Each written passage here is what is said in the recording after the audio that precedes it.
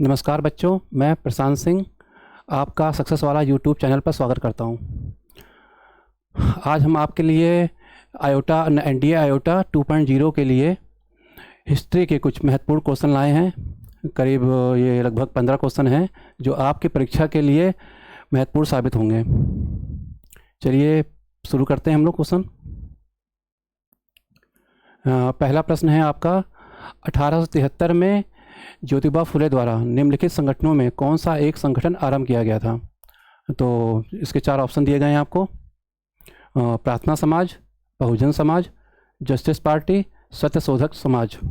तो इसका उत्तर जानते होंगे आप, क्या होगा? सत्यशोधक समाज। इसकी स्थापना ज्योतिबा फुले ने की थी 1873 में। ये क्वेश्चन में दिया गया है। इसकी खास बात यह है कि सत्यशोधक समाज का गठन क्यों किया गया। ये जो उस समय शूद्र और निचले तबके के लोग थे, उनकी स्थिति को सुधारने के लिए किया गया था, शिक्षा समाज में उनकी स्थिति, इसलिए।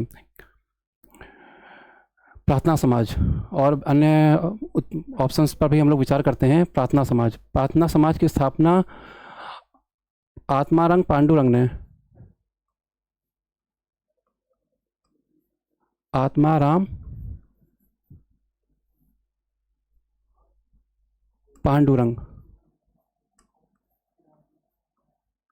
पांडुरंग ने की थी 1867 में।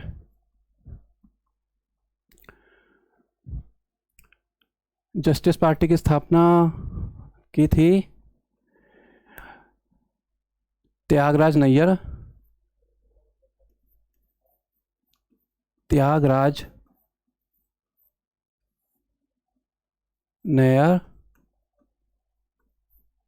ये अलग अलग लोग हैं, एक ही लोग नहीं है। त्यागराज नैयर और एक चिट्टी थे, इन्होंने की थी 1916 में 1916 में की थी। एक मिनट,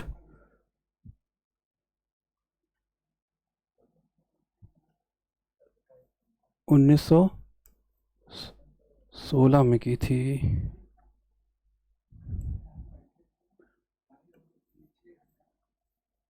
में प्रार्थना समाज की स्थापना 1867 में आत्माराम पांडुरंग ने की थी। इसकी एक खासियत ये है कि जो आत्माराम पांडुरंग ने 1867 में स्थापना की थी, इसकी प्रेरणा इनको केशव चंद्र सेन से मिली थी, जो ब्रह्म समाज से जुड़े हुए थे। आप नोट कर लीजिए, तो आगे चलते हैं। दूसरा क्वेश्चन है, सविनय अवज्ञा आंदोलन के दौरान निम्नलिखित में से किस रियासत ने कांग्रेस का समर्थन नहीं किया था? भावनगर, मैसूर, जूनागढ़, काठियावाड़।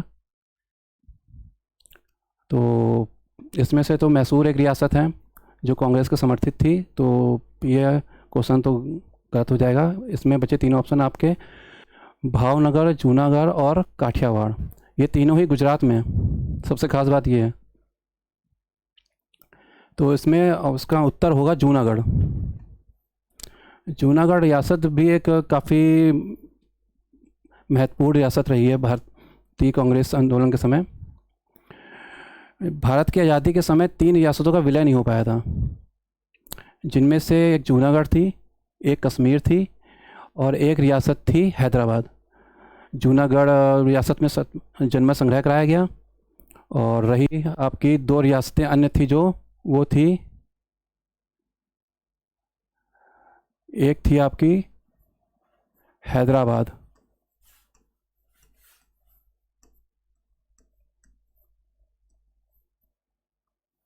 हैदराबाद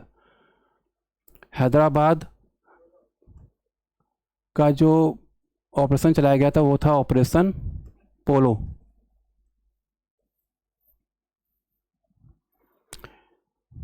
इसी तरह एक ऑपरेशन और चलाया गया था 1942 में, भारत छोड़ो आंदोलन के समय भी। वो भी कभी कभी कन्फ्यूजन पैदा करता है। वो ऑपरेशन था भारत छोड़ो आंदोलन के समय एक, उसको भी आप देख लीजिए, भारत छोड़ो आंदोलन।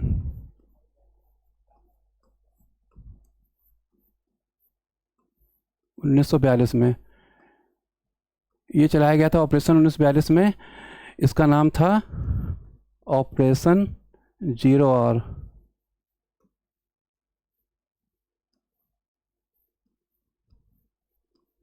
इसमें जो आंदोलन करने वाले कांग्रेस के नेता और भी लोग थे, उनको गिरफ्तार कर लिया गया था रात के 12 बजे ही। गांधी जी, नेहरू जी, राजेंद्र प्रसाद, ये आदि। और एक तीसरी रियासत थी कश्मीर। यहाँ जनमत संग्रह कराया गया था। कश्मीर में जनमत संग्रह से विलय हुआ था। वैसे जूनागढ़ में भी जनमत संग्रह ही हुआ था, लेकिन यहाँ पे भी जनमत संग्रह ही समय कराया गया था। चलते हैं अन्य में।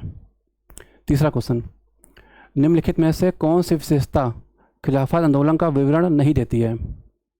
ध्यान दीजिएगा, कभी कभी देती है और नहीं देती में अंतर आ जाता है, तो हमेशा जब भी क्वेश्चन आए तो उसको हाईलाइट कर लीजिए नहीं को। क्वेश्चन गलत होने की संभावना सबसे ज़्यादा यहीं शुरू होती है। अब ऑप्शन पे विचार करते हैं हम लोग। महात्मा गांधी इसे असहयोग आंदोलन से संबंधित करना चाहते थे। यह कांग्रेस द्वारा समर्थित नहीं था। इसकी मांग थी कि तुर्की सुल्तान ओटोमन साम्राज्य से पहले मुस्लिम पवित्र स्थानों पर नियंत्रण करें। इसका नेतृत्व मोहम्मद अली और शौकत अली द्वारा किया गया था। तो इसका उत्तर आपके विचार से क्या होना चाहिए? महात्मा गांधी ने इसे असहयोग आंदोलन से संबंधित करना चाहते थे। गलत। ये उत्तर तो हो ही नहीं सकता। क्यों नहीं हो सकता? क्योंकि असहयोग आंदोलन जो था वो 1920 से 22 के समय में प्रारंभ हुआ था। यह कांग्रेस द्वारा समर्थित नहीं था, और इसमें आंसर भी यही होगा इसका, क्योंकि असहयोग आंदोलन 1922 से संबंधित नहीं था। तो इसका उत्तर भी यही हो गया। असहयोग आंदोलन के बारे में खासियत ये है कि ये कांग्रेस के विशेष अधिवेशन में पारित हुआ था कलकत्ता के, और उसकी अध्यक्षता की थी 1920 में कांग्रेस का जो अध्यक्षता की थी कांग्रेस की कलकत्ता अधिवेशन की, यह भी प्रश्न काफ़ी महत्वपूर्ण है। उसकी अध्यक्षता की थी लाला लाजपत राय ने। लाला लाजपत राय।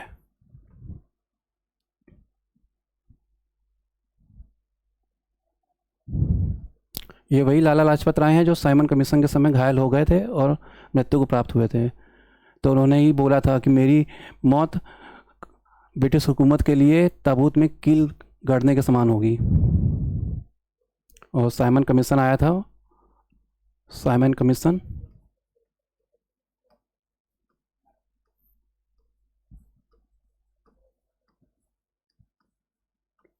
आया था 1928 में। ठीक।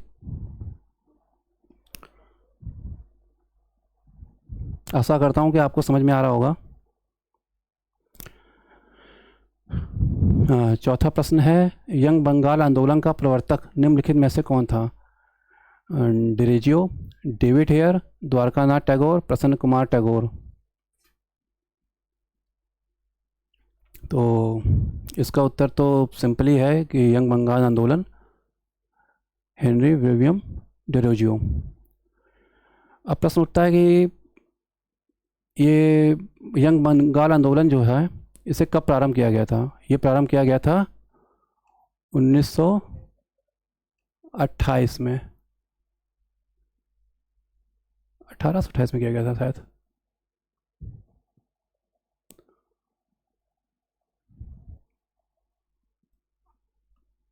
अठारह सौ 28 में।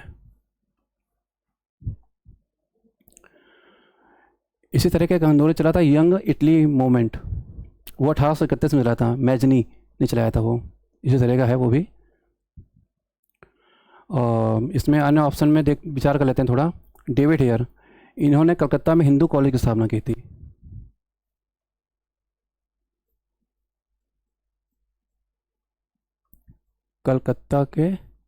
कलकत्ता हिंदू कॉलेज। वैसे हिंदू कॉलेज एक दिल्ली में भी है। हिंदू कॉलेज। कब की थी? 1917 में।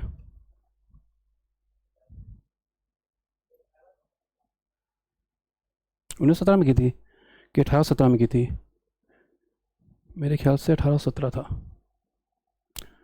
1917 काफ़ी महत्वपूर्ण हो जाता है कभी कभी, दिमाग से नहीं हटता। 1817 में की थी।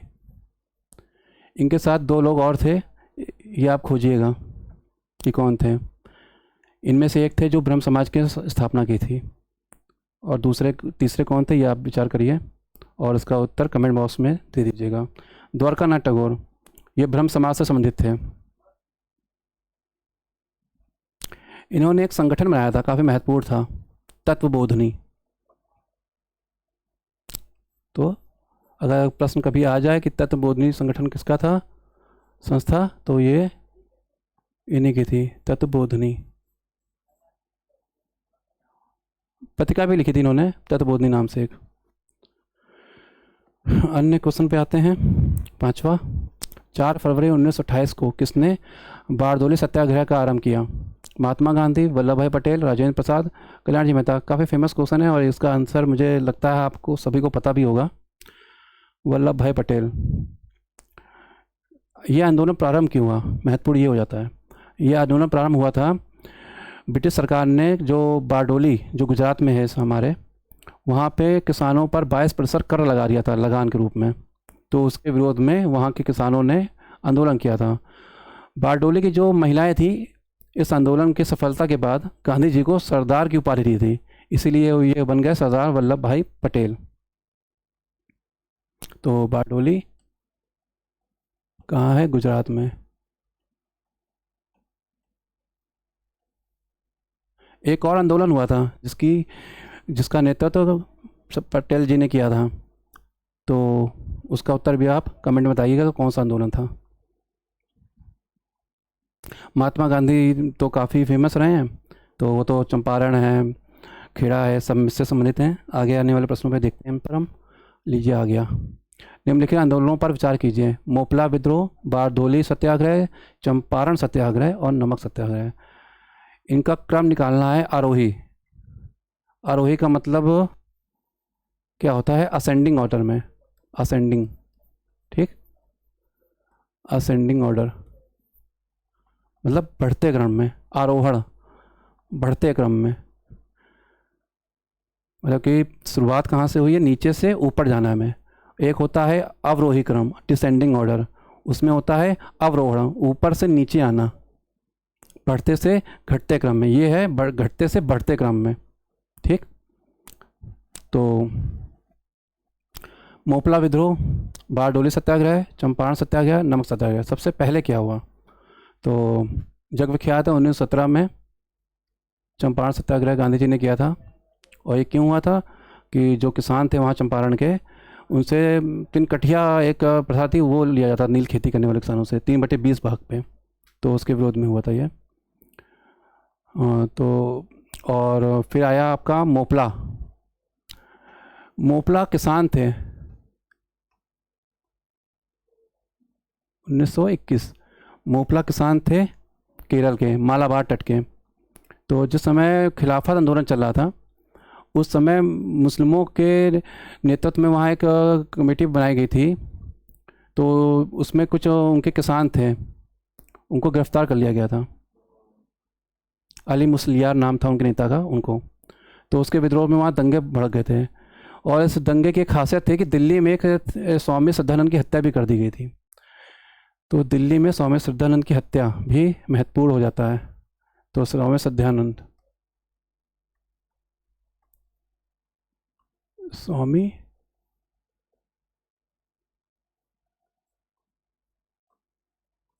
श्रद्धानंद, ये दिल्ली कर लीजिए।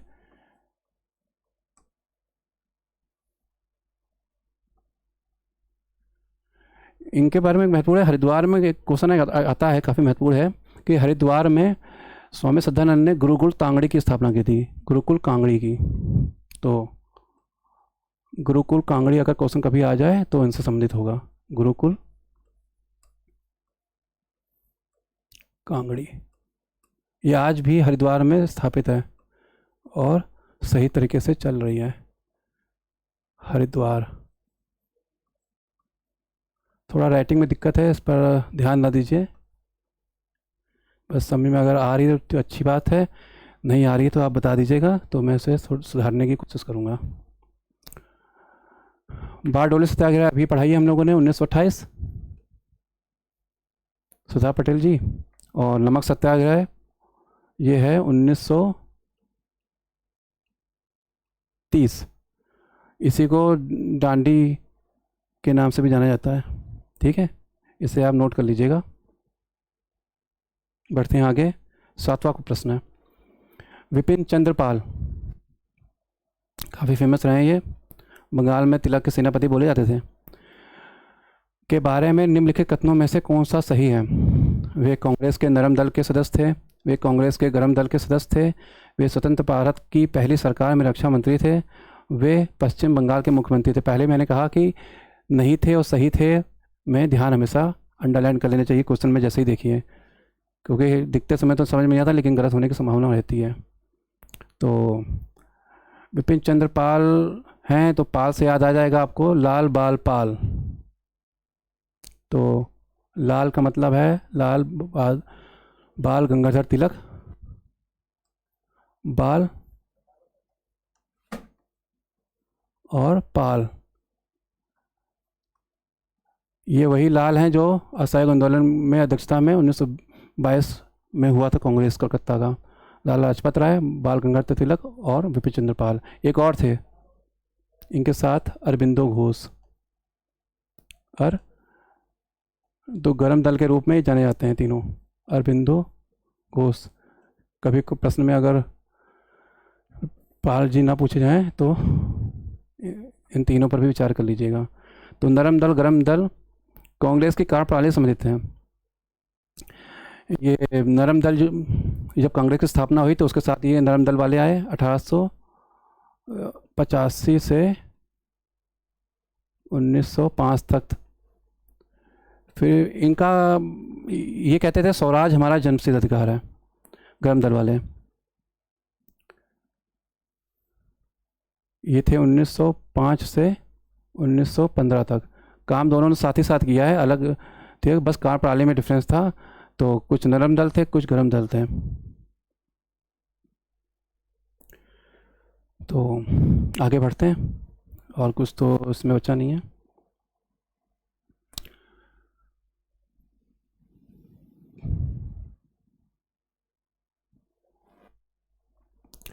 थियोसॉफिकल सोसाइटी का नेतृत्व किसने किया था? ये तो काफ़ी सिंपल क्वेश्चन है, क्या कहते हैं, ये ह्यूम होगा? नहीं, ये आंसर होगा एनी बेसेंट।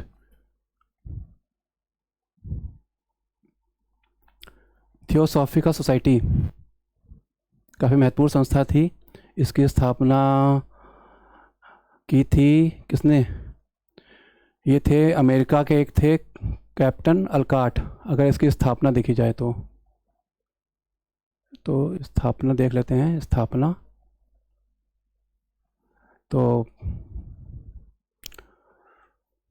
हुई थी 1875 में।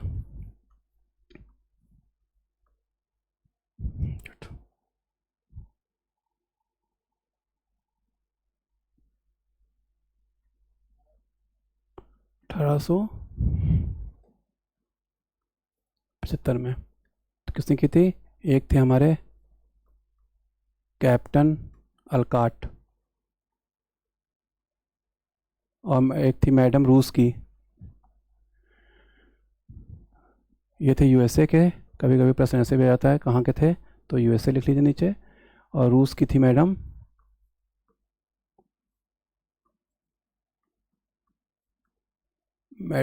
ब्लावत्स्की।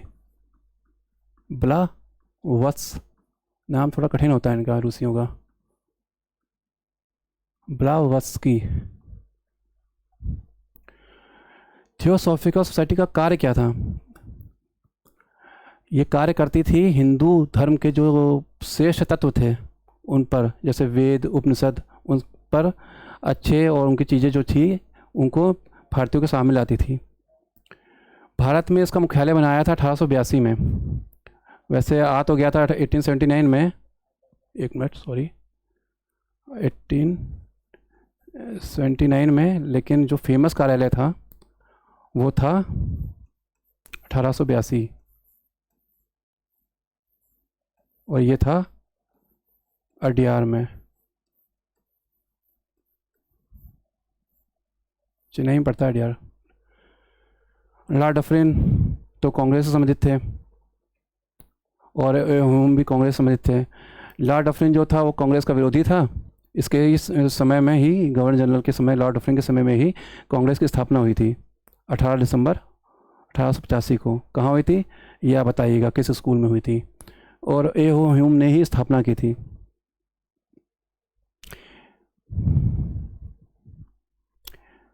अगला प्रश्न है, इन नेताओं में से किसने भारतीय होम रूल लीग की शुरू की?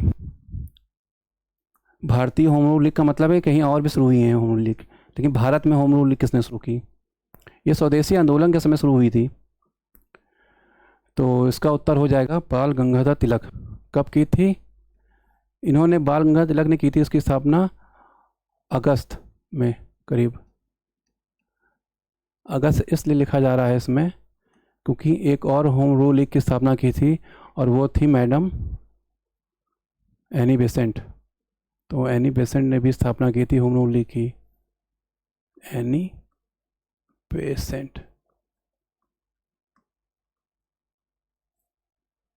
ठीक, इन्होंने की थी सितंबर में, ठीक है, सितंबर 1916, ठीक है। एनी बेसेंट के बारे में अगर और जानना चाहते हैं तो ये जान लीजिए कि एनी बेसेंट पहली भारतीय महिला तो नहीं, लेकिन पहली महिला थी जो कांग्रेस की अध्यक्षता की थी।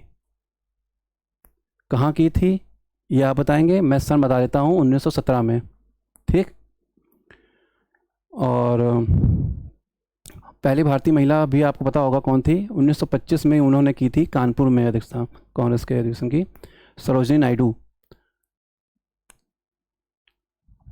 ठीक। भारत की पहली महिला राज्यपाल भी यही थी, और उत्तर प्रदेश की भी। तो बताइएगा कि उत्तर प्रदेश की पहली महिला मुख्यमंत्री कौन थी, या भारत की पहली महिला मुख्यमंत्री कौन थी? अगला प्रश्न है कि स्वदेशी आंदोलन के दौरान किसकी अध्यक्षता में कलकत्ता में एक नेशनल कॉलेज की शुरुआत की गई थी? तो ये भी काफ़ी अच्छा क्वेश्चन है। रविन्द्रनाथ टैगोर, अरबिंदो घोष, रजनीकांत सेन और सैयद अबू मोहम्मद। तो कलकत्ता में एक नेशनल कॉलेज, कभी कभी प्रश्न आ जाता है कि नेशनल कॉलेज कहाँ है, तो कलकत्ता में है। और अगर स्वदेशी आंदोलन पूछा गया है तो जाहिर सी बात है 1905 के आसपास इसकी स्थापना की गई है। तो इसकी स्थापना शुरुआत क्या की थी, ये अरबिंदो घोष थे, कलकत्ता नेशनल कॉलेज के प्रथम प्रधानाचार्य। इनके बाद भी एक नेशनल कॉलेज के काफ़ी फेमस व्यक्ति हुए हैं जिन्होंने कलकत्ता नेशनल कॉलेज की प्रधानाचार्य के रूप में कार्य किया था। उनका नाम है सुभाष चंद्र बोस। तो ये भी प्रधानाचार्य थे, यहाँ पे प्रधानाचार्य, प्रिंसिपल, और ये भी प्रधानाचार्य थे यहाँ के। तो ये दोनों ही प्रधानाचार्य थे। सुभाष चंद्र बोस कब थे प्रधानाचार्य, ये महत्वपूर्ण है। ये थे असहयोग आंदोलन के समय।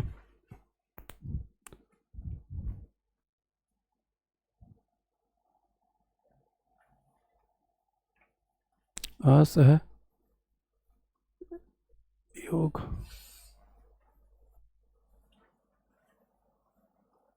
आंदोलन, ठीक। और कुछ तो इसमें बताने को है नहीं, आगे बढ़ते हैं हम लोग। अगला प्रश्न है, सत्याग्रह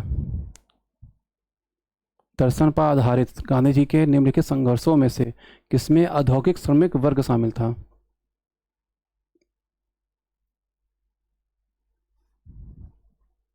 अब इसमें श्रमिक वर्ग पूछ लिया गया है, तो आपको पता होना चाहिए कि चंपारण जो था एक किसान आंदोलन था, खेड़ा भी किसान आंदोलन था, और बारदोली तो इतनी बार आ चुका है अभी तक हमारे PYQ में कि बात ही नहीं हो सकती। 1928 में हुआ था ये, और खेड़ा हुआ था 1918 में। कभी कभी क्रम पूछा जाता है तो सन लिखना भी ज़रूरी होता है। तो ये चंपारण जो था 1917 में हुआ था, ये भी पता है आपको, बिहार में।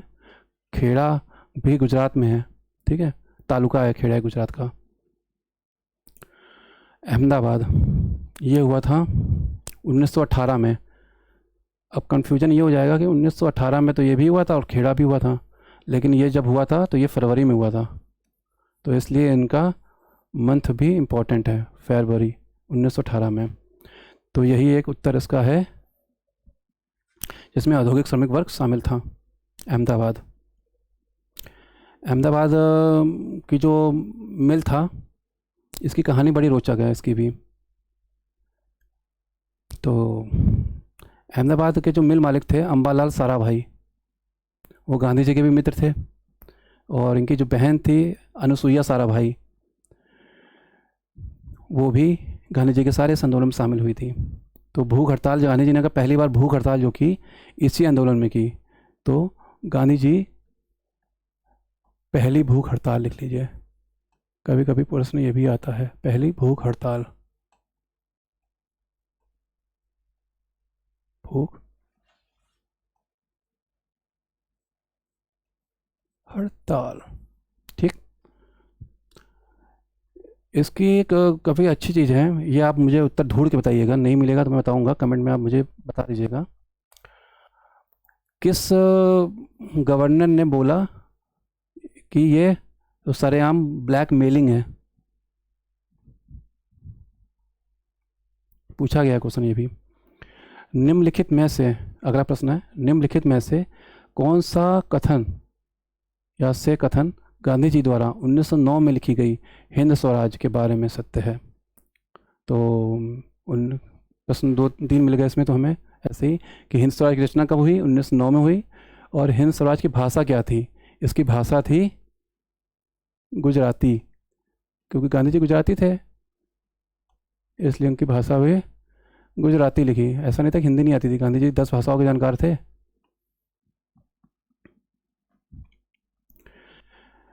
हिंद स्वराज, ऑप्शन है हिंद स्वराज भारतीय राष्ट्र की एक सभ्यता परक संकल्पना प्रस्तुत करती है। दूसरा है हिंद स्वराज यह स्पष्ट करती है कि भारतीयों की दुर्दशा में सुधार के लिए संसदीय लोकतंत्र आवश्यक था। और तीसरा ऑप्शन है इसका, हिंद स्वराज यह तर्क देती है कि औद्योगिक पूंजीवाद समाज की अनैतिकता के लिए उत्तरदायी था। तो पहले बता चुका हूँ कि जब ऐसे प्रश्न आए तो उनमें सत्य है या नहीं है पे गोला बना लीजिए, क्वेश्चन समझ में ज़्यादा जल्दी आता है। तो गांधी जी जो थे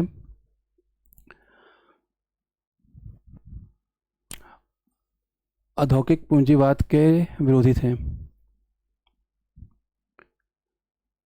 वो ग्राम उद्योग को ज़्यादा महत्व देते थे, इसलिए पंचायती राज व्यवस्था भी हमारे संविधान के अनुच्छेद 40 में शामिल की गई, ये भी आप नोट कर लीजिएगा। तो हिंद स्वराज में गांधी जी के शुरुआती विचार हैं, जब नए नए गांधी जी आए थे 1909 में, और उसके पहली बार जो इसके बारे में लिखा गया था हिंद स्वराज के बारे में, वो उनका एक समाचार पत्र था गांधी जी का, वो था इंडियन ओपिनियन, इंडियन ओपिनियन। ये दक्षिण अफ्रीका में था इनका इंडियन ओपिनियन, ठीक, साउथ अफ्रीका में, अफ्रीका, ठीक।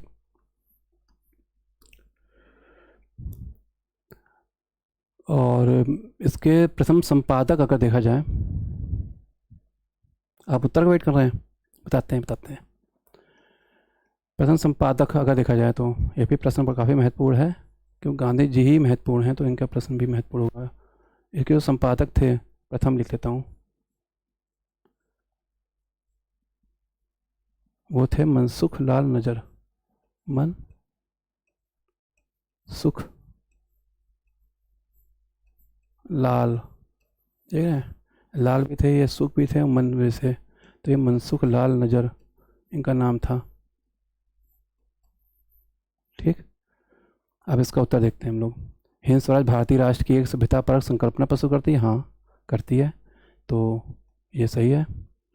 हिंद स्वराज यह स्पष्ट करती है कि भारतीयों की दुर्दशा में सुधार के लिए संसदीय लोकतंत्र आवश्यकता नहीं। गांधी जी इसके विरोधी थे।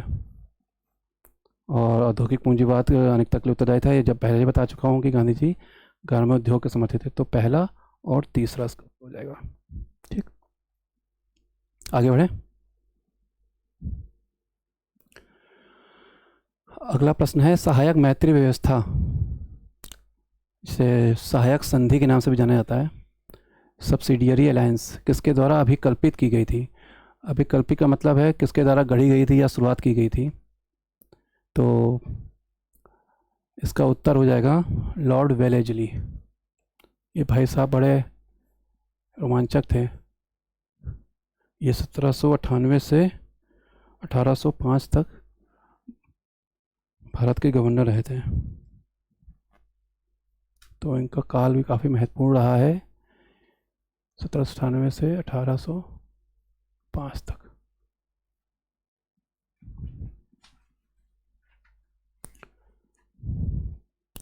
वैसे सहायक संधि की जो संकल्पना या पहला विचार जो लाया था वो एक फ्रांसीसी गवर्नर था, डुप्ले। उस वैसे उसे बोलते हैं डुप्लेक्स, लेकिन नाम उसका डुप्ले ज़्यादा सही रहेगा, भारतीय उसे डुप्ले बुलाते थे। डुप्लेक्स उसका नाम था, फ्रांसीसी डुप्लेक्स।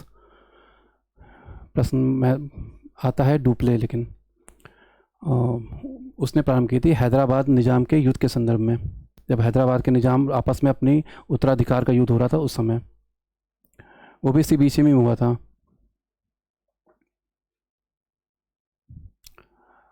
और इसमें डलहौजी पर विचार आप कर सकते हैं।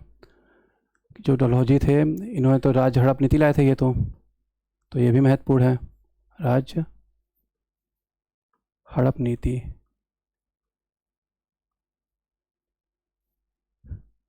कैनिंग तो 1857 के जो क्रांति हुई थी उसमें ये थे भारत के गवर्नर जनरल, तो 1857 की क्रांति संबंधित है कि क्रांति लेते हैं, क्रांति। ठीक, रिपन, इनके समय सबसे महत्वपूर्ण बात थी कि एक इल्बर्ट बिल विवाद आया था। ये इनका कैनिंग का सन अच्छा बता देता हूँ, इनका बता देता हूँ, ये थे 1848 से 56।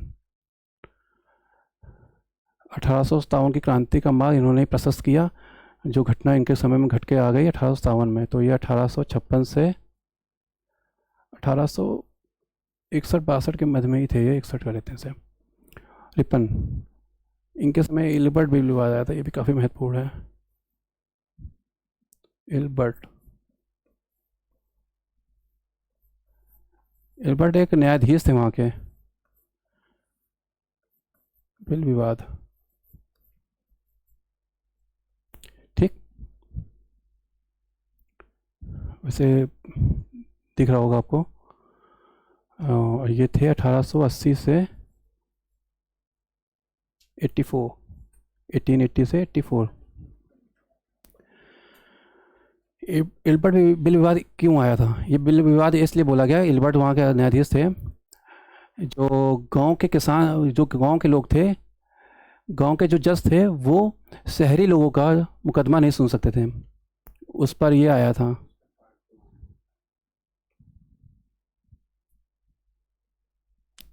ठीक, आगे बढ़ते हैं हम लोग। उत्तर मैंने बता दिया था, ठीक है, लॉर्ड वेलेस्ली, ठीक है। 14th, अगला प्रश्न है आज़ाद हिंद फौज, इंडियन नेशनल आर्मी का गठन किसके विरुद्ध लड़ने के लिए किया गया था? जर्मनी तथा जापान, भारत तथा ब्रिटिश, जापान और रूस। तो इसका भी उत्तर सरल है, लेकिन कभी कभी गलत होने की गुंजाइश हो जाती है, क्योंकि लोग जापान लगा देते हैं। इसका उत्तर होगा भारत और ब्रिटिश। आज़ाद हिंद फौज का जब नाम आता है तो सबसे पहले ख्याल आता है सुभाष चंद्र बोस का। लेकिन अगर इसका मानसिक पिता कहा जाए आज़ाद हिंद फौज का, तो पहले गठन कब हुआ इसका, ये भी महत्वपूर्ण है। ये गठन तो 1842 में हो गया था इसका, करीब जुलाई 1842 के आसपास। महीना महत्वपूर्ण नहीं, सन महत्वपूर्ण है। इसके मानसिक पिता, या फिर जो मानसिक पिता ही समझ लीजिए आप, मानसिक पिता के रूप में प्रश्न आता है कभी कभी। और अगर ऑप्शन में इनका नाम लिखे तो सुभाष चंद्र बोस की जगह इन्हीं का नाम लिखिएगा, कैप्टन मोहन। इसके बारे में कहानी है, सुनाते हैं। एक सेना भेजी गई थी जापान के विरुद्ध भारत से, और सॉरी, ये 1842 नहीं, 1942 है, ठीक है, 1942 है, ठीक। 1942 में जब भारत छोड़ो आंदोलन भारत में चल रहा था ब्रिटिश के विरुद्ध, और उस समय द्वितीय विश्व युद्ध भी चल रहा था, 1939 से प्रारंभ होकर 1945 तक चला। तो आज़ाद हिंद फौज से की स्थापना के पीछे ये था कि जो सेना भारत से भेजी गई थी जापान के विरुद्ध, ब्रिटिश सेना, वो वहाँ पे पराजित हो गई, ठीक है। और पराजित हो गई तो हमारे एक स्वतंत्रता संग्राम सेनानी थे, रास बिहारी बोस उनका नाम है। 1912 के बाद का जीवन उन्होंने जापान में ही बिताया था। 1912 की भी घटना बड़ी अच्छी है, वो भी बता दूंगा मैं। 1912 का जीवन उन्होंने बताया। उन्होंने उन ब्रिटिश अधिकारियों से बात की, जापान के अधिकारियों से बात की, वहाँ के प्रधानमंत्री थे तो जो उस समय, उनसे बात करके जो वहाँ के कैप्टन मोहन थे, उन्होंने आज़ाद हिंद फौज का गठन किया इंडियन नेशनल आर्मी के रूप में। इसीलिए उनको उनका मानसिक पिता कहा जाता है।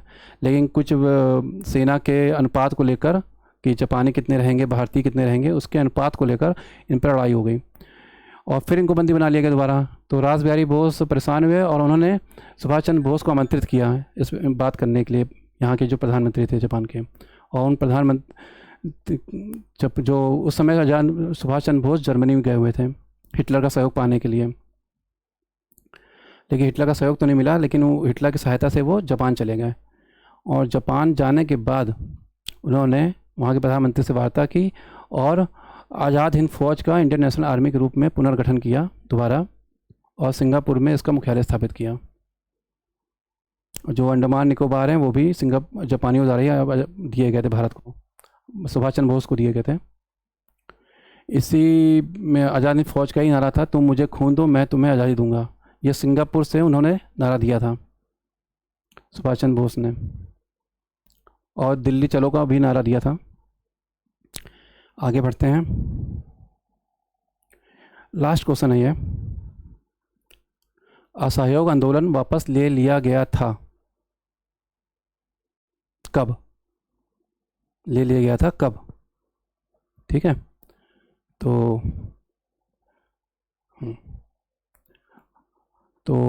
प्रथम विश्व युद्ध के बाद, चौरी चौरा घटना के बाद, बारदोली सत्याग्रह के बाद, फिर देखिए बारदोली आ गया, कम से कम 3 या 4 बार बारदोली आ गया है। गांधी इरविन समझौते के बाद, तो प्रथम विश्व युद्ध के बाद तो नहीं होगा, क्योंकि प्रथम विश्व युद्ध उसके पहले की घटना है 1918 या 1919 की, ठीक है, 1918 में ख़त्म हुआ था, ठीक है।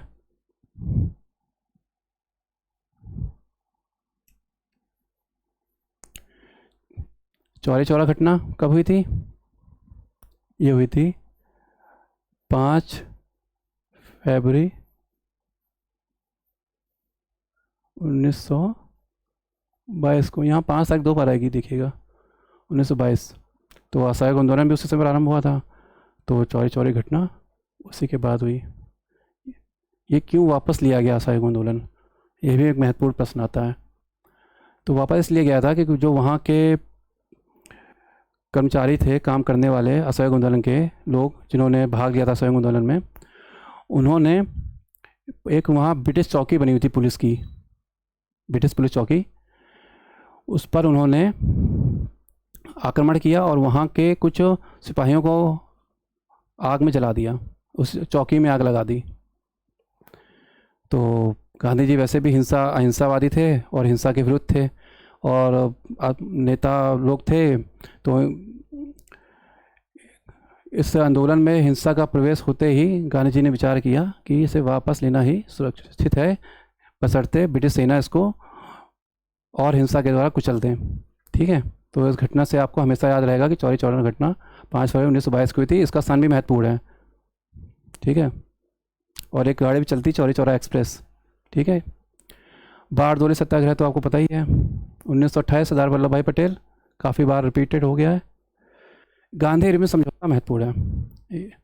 ये हुआ था 5 मार्च 1931।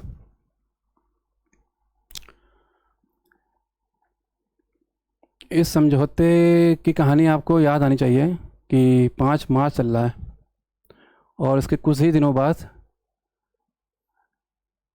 भगत सिंह, सुखदेव और राजगुरु को फांसी दे दी गई थी 23 मार्च 1931 को। ठीक, भगत सिंह फांसी लिख देता हूँ, इससे आपको याद रहेगा।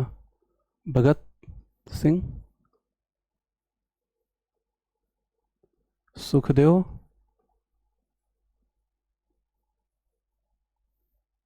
राजगुरु। एक मिनट,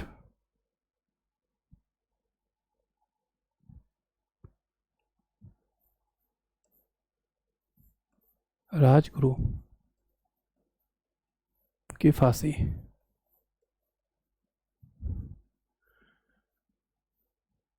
ये महीना बहुत महत्वपूर्ण था। इस महीने में 3 घटनाएं हुई थी महत्वपूर्ण जो थी। एक तो समझौता ही था और एक था, ये थी 23 मार्च 1931।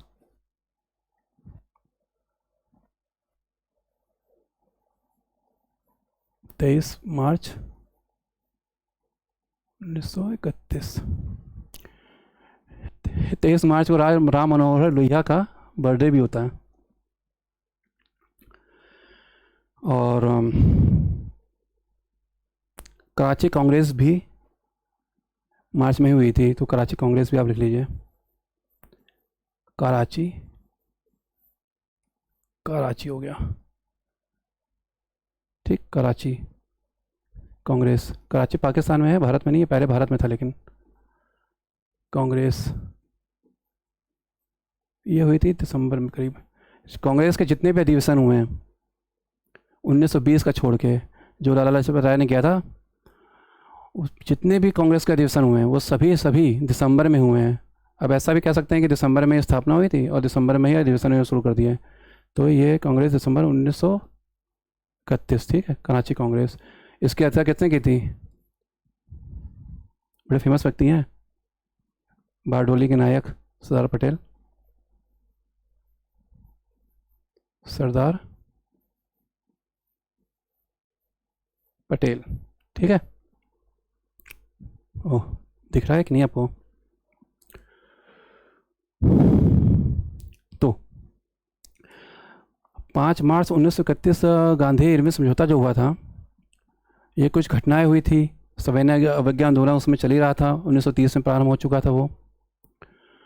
और इस भगत सिंह ने भी काफ़ी जेल हो गई थी उनको भी। तो उसके बाद गांधी जी की और इरविन का समझौता हुआ, लेकिन उनकी आज़ादी की बात नहीं हुई, बाकी चीज़ें जो थी वो बात की गई, इसलिए महत्वपूर्ण है। और ये भी प्रश्न महत्वपूर्ण इसलिए है क्योंकि कभी कभी इनका भी क्रम पूछ लिया जाता है कि चौरी चौरा घटना कब हुई, या गांधी इरविन समझौता कब हुआ, भगत सिंह और सुखदेव को फांसी कब की गई, और कराची कांग्रेस कब की गई, कराची कांग्रेस की अध्यक्षता किसने की? सरदार वल्लभ भाई पटेल ने। ठीक, तो एक बार फिर से सारे क्वेश्चनों को देख लेते हैं। ये आपका लास्ट क्वेश्चन था, ये आपका 14, ये आपका 13th क्वेश्चन था, ये आपका 12th क्वेश्चन था, ये आपका 11, ये आपका 10 क्वेश्चन था, ये आपका 9th क्वेश्चन था, ये आपका 8, ये 7वां क्वेश्चन था आपका, इसमें मैंने निशान नहीं लगाया ना, तो ये गर्म दल है, वैसे निशान लगा दिया था लेकिन तब भी लगा देता हूँ एक बार, ठीक। तो इस पे भी ध्यान आप दे दीजिएगा कि कहीं कोई क्वेश्चन में निशान ना लगा हो, तो जैसे इस पे भी मैंने निशान नहीं लगाया है। तो इसका क्रम आप देख लीजिए, लिखा हुआ है इसमें।